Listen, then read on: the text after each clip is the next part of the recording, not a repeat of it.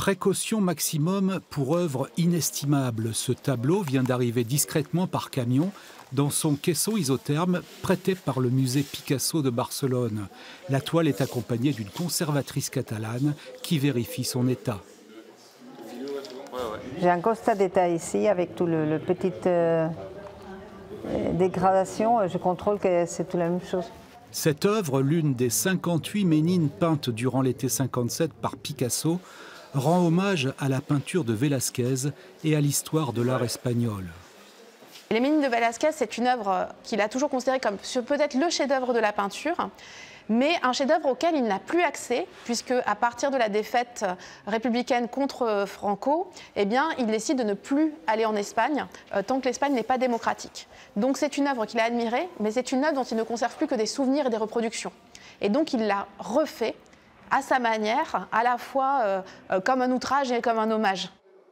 Construite autour du rideau offert par Picasso en 65 à Toulouse, capitale de l'exil espagnol, l'exposition présente quelques toiles du maître, comme cette peinture préparatoire à Guernica, mais aussi les œuvres d'une soixantaine d'artistes en exil, contemporains de Picasso. Une section de l'expo remet également en contexte la retirada au travers d'une sélection de films, de photographies et d'archives.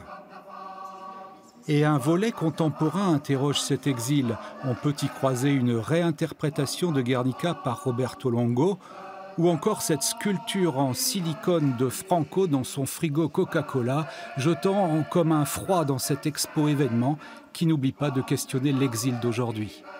L'exil, aujourd'hui, il est présent autour de nous dans notre actualité. On parle d'exil dû à des guerres, exil dû au climat.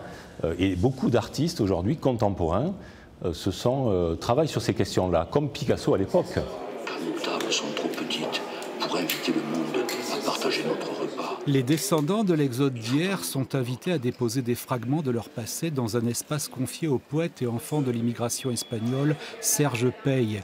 Quant aux migrants d'aujourd'hui, ils ne sont pas oubliés. Le hall des abattoirs y accueille les associations qui les prennent en charge.